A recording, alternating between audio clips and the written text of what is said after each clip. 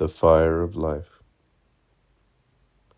In an essay called Pragmatism and Romanticism, I tried to restate the argument of Shelley's defense of poetry. At the heart of Romanticism, I said, was the claim that reason can only follow paths that the imagination has first broken. No words, no reasoning. No imagination, no new words. No such words, no moral or intellectual progress. I ended that essay by contrasting the poet's ability to give us a richer language with the philosopher's attempt to acquire non-linguistic access to the really real.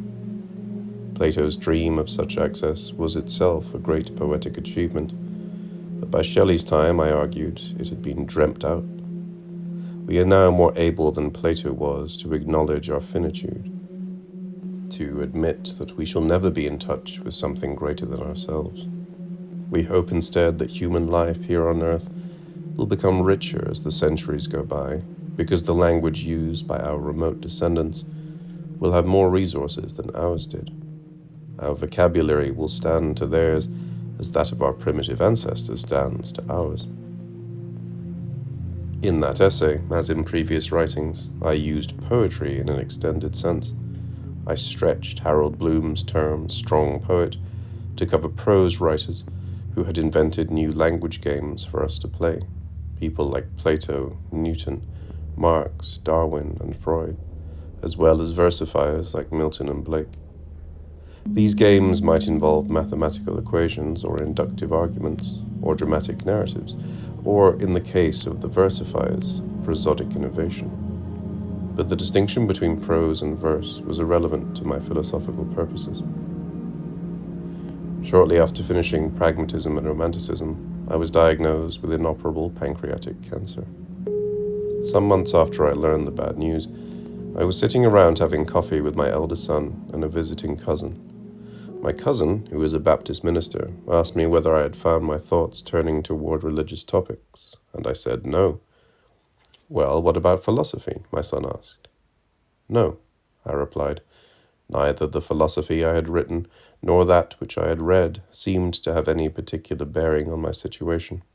I had no quarrel with Epicurus's argument that it is irrational to fear death, nor with Heidegger's suggestion that ontotheology originates in an attempt to evade our mortality. But neither ataraxia, freedom from disturbance, nor sein zum Tode, being toward death, seemed in point. "Hasn't anything you've read been of any use?" my son persisted. "Yes," I found myself blurting out. "Poetry." "Which poems?" he asked. I quoted 2 old chestnuts that I had recently dredged up from memory and been oddly cheered by, the most quoted lines of Swinburne's Garden of Proserpine. "We thank with brief thanksgiving, whatever gods may be, that no life lives forever, that dead men rise up never, that even the weariest river winds somewhere safe to sea." And Landor's On His 75th Birthday. "Nature I loved, and next to nature art, I warmed both hands before the fire of life. It sinks, and I am ready to depart." I found comfort in those slow meanders and those stuttering embers. I suspect that no comparable effect could have been produced by prose. Not just imagery, but also rhyme and rhythm were needed to do the job. In lines such as these, all three conspire to produce a degree of compression, and thus of impact, that only verse can achieve.